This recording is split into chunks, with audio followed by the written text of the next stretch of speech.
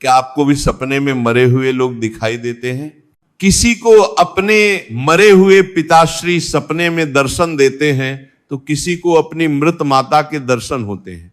शायद आपने भी सपने में मृत परिजनों को अवश्य देखा होगा, लेकिन सुबह उठने के बाद आप उस सपने को दुर्लक्ष्य कर देते हैं। क्या अपने मन में कभी ऐसा विचार आया कि आपको ऐसा सपना क्यों दिखाई दिया, इस सपने का अर्थ क्या हो सकता है? लेकिन क्या आप जानते हैं, सपने में मरे हुए परिजन दिखाई देने पर हमें महत्वपूर्ण संकेत भी मिलते हैं। सपने में मृत परिजन दिखाई देना कोई आम बात नहीं है।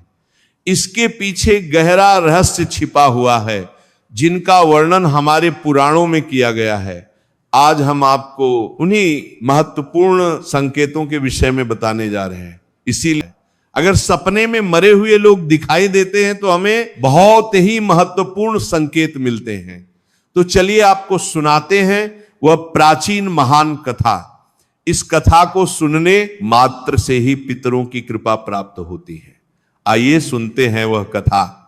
एक बार देवर्षि नारद यमराज से मिलने के लिए यमलोक जाते हैं। यमराज देवर्षि नारद का बड़े प्रेम से आदर एवं सत्कार करते हैं और उन्हें प्रणाम करते हुए पूछने लगते हैं, हे देवर्षि, यमपुरी में आपका स्वागत है। आपके दर्शन से आज मैं धन्य हुआ और आपके चरण पड़ने से यमपुरी की शोभा बढ़ गई है।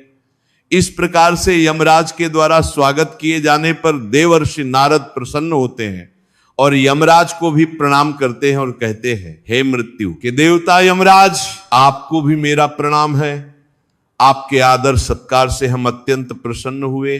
फिर यमराज नारद जी से कहते हैं, हे देवर्षि, आज आपका यमलोक में आने का क्या प्रयोजन है? अवश्य ही कोई महत्वपूर्ण कार्य अथवा कोई महत्वपूर्ण समाचार लेकर आप आए होंगे। इसीलिए मैं आपके पास कुछ शंका लेकर आया हूं, जिसे दूर करने की कृपा करें। फिर यमराज कहते हैं, हे देवर्षि, आप सत्य कहते हो। हम तीनों लोकों में निवास करने वाले सभी जीवित और मृत प्राणियों का लेखा जोखा अवश्य रखते हैं, किंतु आपके मन की बात जानना हमारे बस का नहीं है। आप तो तीनों लोकों की खबर रखते हैं। आप भगवान विष्णु के सबसे प्रिय भक्त हैं। आप समस्त शास्त्रों का भी ज्ञान रखते हैं, किंतु अगर आप मुझसे कुछ जानना चाहते हैं तो मैं अवश्य ही आपकी सहायता करूंगा। हे देवर्षि, आपकी जो भी शंका और प्रश्न है आप निसंकोच पूछ सकते हैं।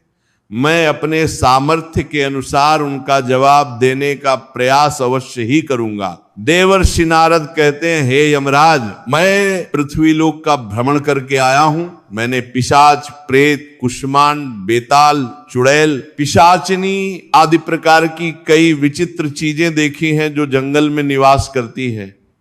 इसके साथ ही मैंने देखा है ये सभी दुष्ट शक्तियां मनुष्यों को परेशान करती हैं, उन्हें दुख देती है।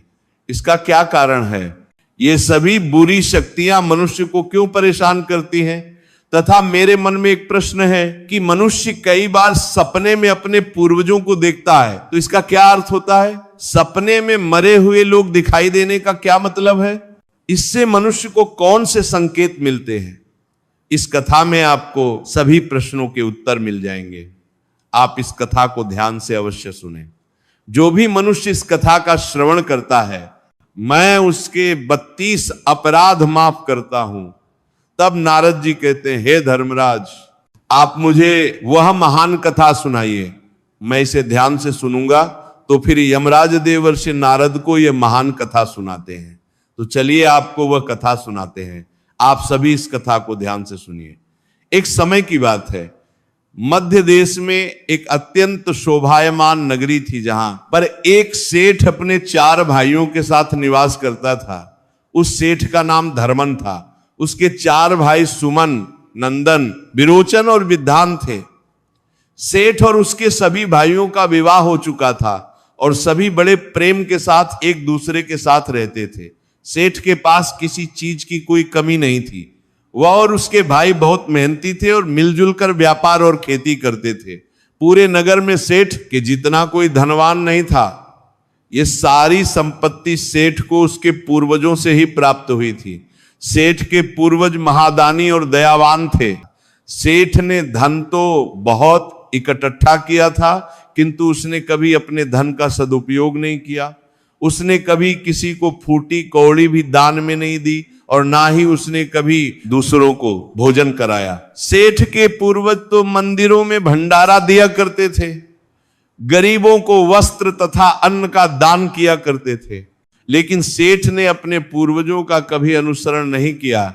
वह हमेशा ही धन कमाने में और धन का संचय करने में लगा रहता था, जिससे उसके पास बहुत सारी धन संपत्ति तो हो गई, लेकिन उसके पूर्वज उससे बहुत दुखी और नाराज हो गए। फिर पितृपक्ष आया। पितृपक्ष में सभी पूर्वज अपने पुत्रों के द्वारा श्राद्ध और तर्पण की अपेक्षा कर रहे थे, किंतु उनके किसी भी पुत्र ने अपने पूर्वजों के लिए श्राद्ध किया और ना ही तर्पण किया। उन्होंने ना दान धर्म किया और ना ही किसी भूखे प्राणी को भोजन कराया। अपने पुत्रों को ऐसी दुष्टता देखकर सभी पितृगण अत्यंत दुखी हुए। सेठ के पूर्वजों को अपने पुत्र का व्यवहार ठीक नहीं लगता था, जिससे उसके पूर्वजों की आत्मा की तृप्ति नहीं होती थी। वे अपने पुत्र के ऐसे व्यवहार से दुखी रहने लगे। फिर एक दिन उस सेठ के पूर्वज चर्चा करते हैं। वे एक दूसरे से कहने लगते हैं, हमारा बड़ा ही दुर्भाग्य है जो हमारे कुल में इतने स्वार्थी और लालची पुत्रों का जन्म हुआ है। हमारे पुत्र हमारे लिए श्राद्ध करते हैं और ना ही दान धर्म करते हैं। हमारे पुत्रों के कुकर्मों के कारण हमारा पतन हो रहा है। इस प्रकार से विचार करके वे सभी पितृ अपने पुत्रों से मिलने के लिए जाने के विषय में सोचने लगते हैं और कहते हैं, हमें यमराज के पास जाना चाहिए। अब वे ही हमारी इस समस्या का समाधान कर सकते हैं। हम सभी यमराज के पास जाकर उनसे हमारे पुत्रों को मिलने के लिए जाने की अनुमति मांगेंगे। फिर सभी पितृगण आकाश मार्ग से उठते हुए पितृलोक से यमलोक में यमराज के पास जाते हैं। वहां पर जाकर वे सभी यमराज को नमस्कार करते हैं। हमारे पुत्र ना दान करते हैं और ना श्राद्ध और तर्पण करते हैं। उनके अशुभ आचरण से हमारा पतन हो रहा है। वे कभी दान धर्म नहीं करते हैं, जिस कारण से हमारी संतुष्टि नहीं हो रही है। कृपया आप हमें हमारे पुत्रों हमारे से मिलने के लिए एक बार जान दें। हम हमारे पुत्रों को समझाकर लौट आएंगे, उन्हें शास्त्रों का ज्ञान देकर फिर से यमलोक लौट आएंगे।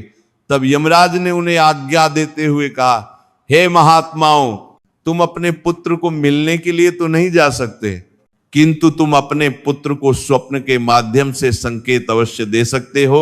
इसीलिए आप सभी अपने पुत्रों को उनके सपने में जाकर संकेत देकर उन्हें अपना दुख समझा सकते हैं। फिर वे सभी पितृ इस बात पर सहमत हो जाते हैं और एक एक करके अपने सभी पुत्रों के सपनों में जाकर उन्हें दर्शन देते हैं। इससे वे सभी पितृगण फिर से निराश हो जाते हैं और फिर सभी पितृगण अन्य पुत्रों के सपनों में जाकर भी उन्हें दर्शन देने लगते हैं तथा उन्हें अनेक प्रकार के संकेत भी देते हैं। लेकिन उनके बाकी पुत्र भी उन संकेतों को दुर्लक्ष्य कर देते हैं।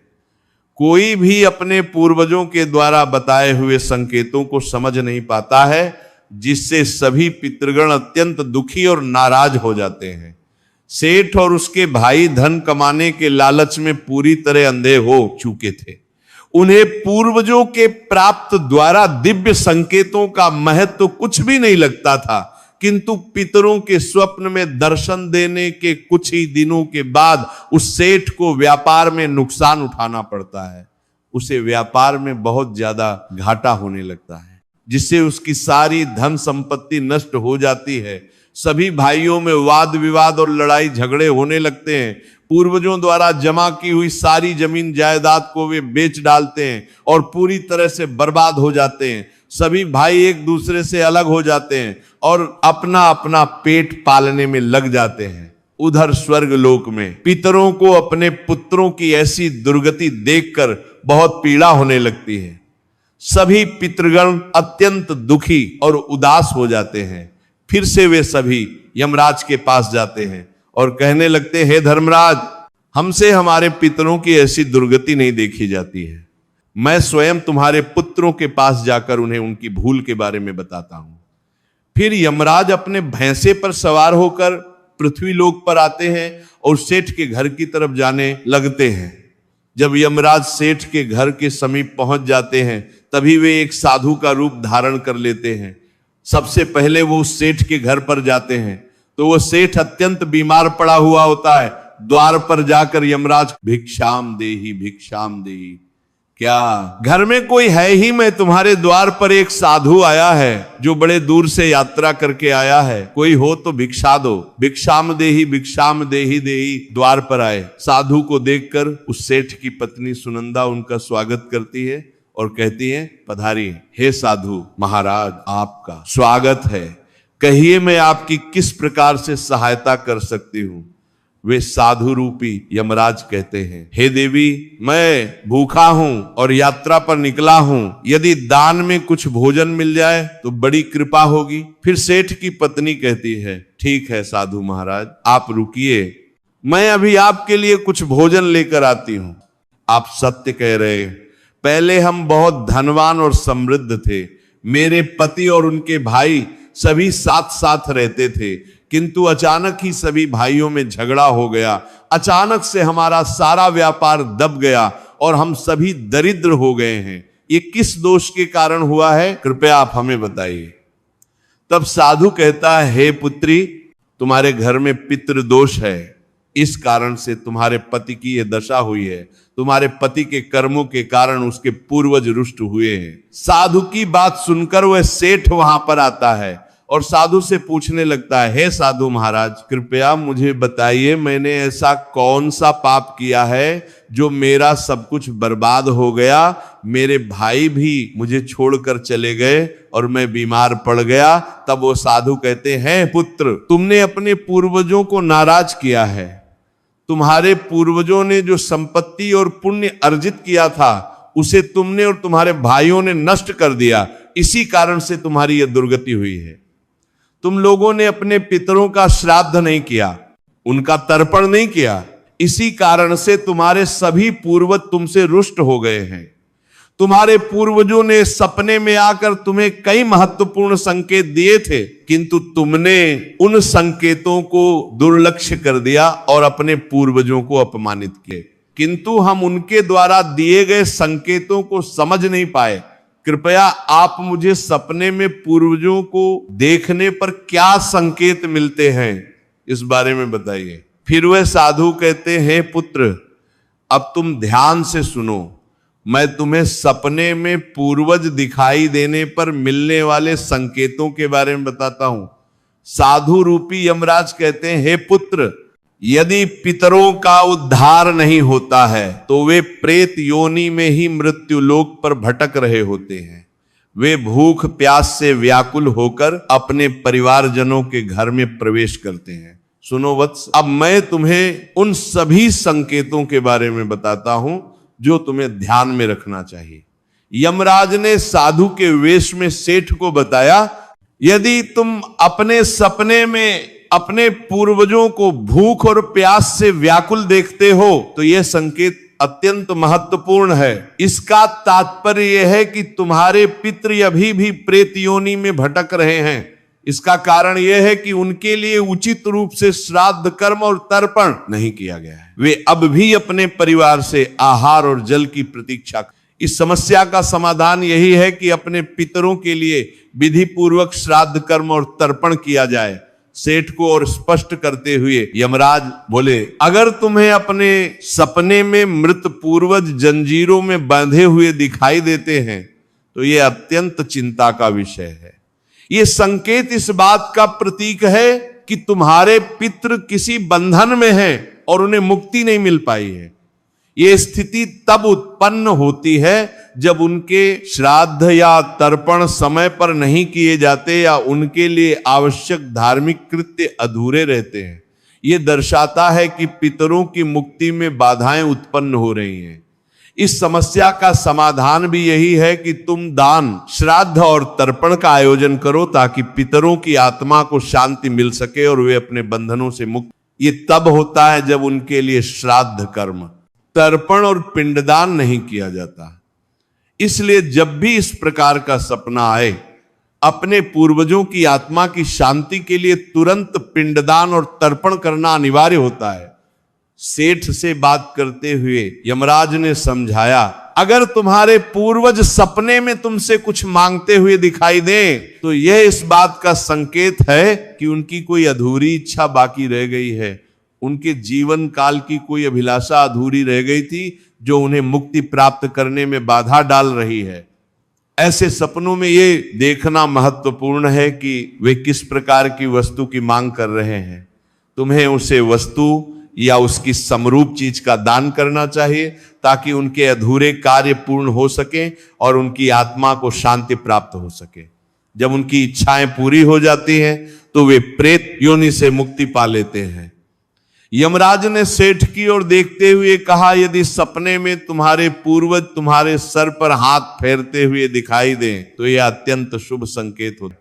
यह संकेत तुम्हारे पितरों की प्रसन्नता का प्रतीक है जो उनके आशीर्वाद के रूप में प्रकट हो रहा है। यमराज ने समझाया, अगर तुम्हारे पूर्वज सपने में तुम्हारी ओर हाथ बढ़ाते हुए दिखाई दे तो यह अत्यंत शुभ संकेत है। इसका अर्थ यह है कि तुम्हारे पितृ तुम्हारे प्रयासों से संतुष्ट हैं और तुम्हें जीवन में सफलता मिलेगी। ऐसे सपने देखना यह दर्शाता है कि तुम्हारे पितृ तुम्हारे साथ हैं और वे तुम्हारी उन्नति और सफलता के लिए आशीर्वाद दे रहे हैं। इस प्रकार के सपने आने पर तुम्हें यह सुनिश्चित करना चाहिए कि तुम सही मार्ग पर चल रहे हो।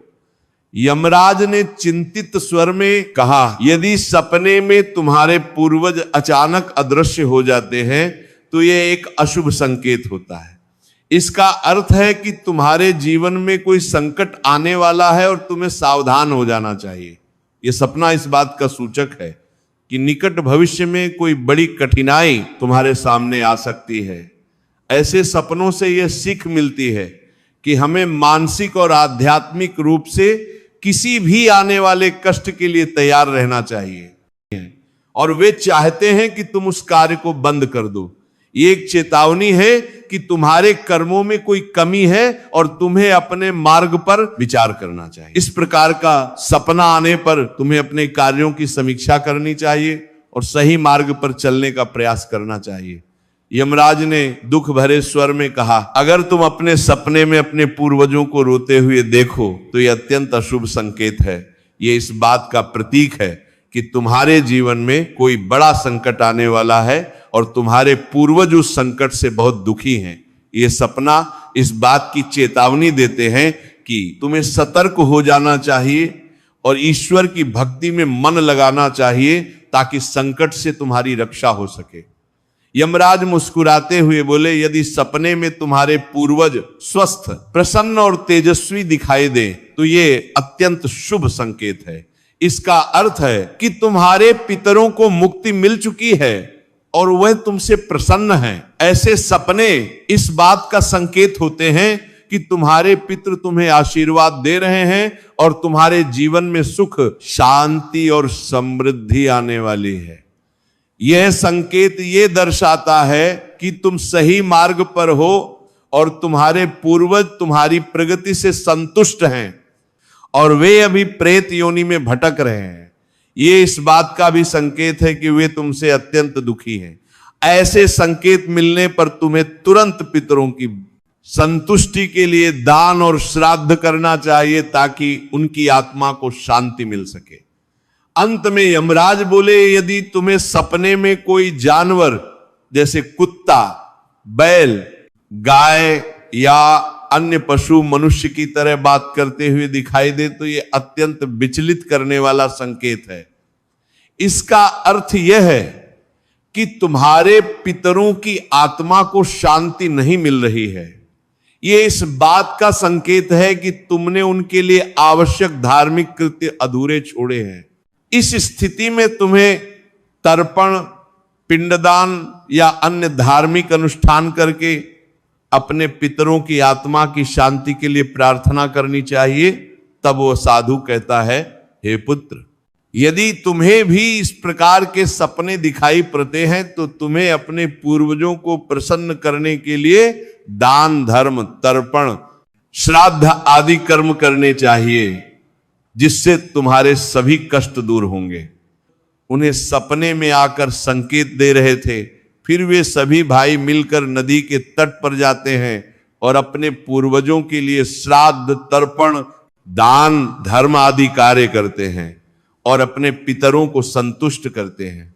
फिर एक दिन उनके पूर्वज उनके सपने में आकर उन्हें दर्शन देते हैं और उन्हें नाना प्रकार के संकेत देते हैं। वे सभी संकेत शुभ होते हैं। अपने पितरों के द्वारा शुभ संकेत प्राप्त होने पर उन सभी भाइयों का जीवन खुशियों से भर जाता है। उनके सभी रोग और दोष समाप्त होते हैं। वे फिर एकजुट होकर रहने लगते हैं और खूब तरक्की करते हैं। यमराज नारद जी से कहते हैं, हे देवर्षि, जब मनुष्य के पूर्वज संतुष्ट हो जाते हैं तब मनुष्यों को अनेक प्रकार के संकेत प्राप्त होते हैं। अब मैं तुम्हें उन शुभ संकेतों के विषय में बताता हूं। तो पूर्वज यह संकेत दे रहे हैं कि मनुष्य जो भी काम कर रहे हैं उससे वे संतुष्ट हैं और उसे उस कार्य में अवश्य ही सफलता प्राप्त होगी। यदि सपने में पूर्वज स्वस्थ दिखाई देते हैं, उनके मुखमंडल पर तेज दिखाई देता है और उनके वस्त्र चमकीले और सफेद रंग के होते हैं, तो उन पितरों को मुक्ति मिल चुकी है, ऐसा समझना चाहिए। अगर सपने में पूर्वज दूर आकाश में बादलों पर बैठे हुए दिखाई देते हैं तो यह शुभ संकेत है। मनुष्य के पूर्वज अत्यंत प्रसन्न है और उसे आशीर्वाद दे रहे हैं। इस प्रकार से उन सभी भाइयों को पूर्वजों के द्वारा शुभ संकेत प्राप्त होते हैं और उनका खोया हुआ सारा धन और संपत्ति उन्हें वापस मिल जाते हैं और सभी भाई मिलजुल कर एक साथ रहने लगते हैं और सुख पूर्वक 100 वर्षों तक जीवन व्यतीत करके दिव्य विमान में बैठकर पितृलोक चले जाते हैं। तो इस प्रकार से यमराज ने देवर्षि नारद को पितरों के द्वारा मिलने वाले संकेत बताए हैं।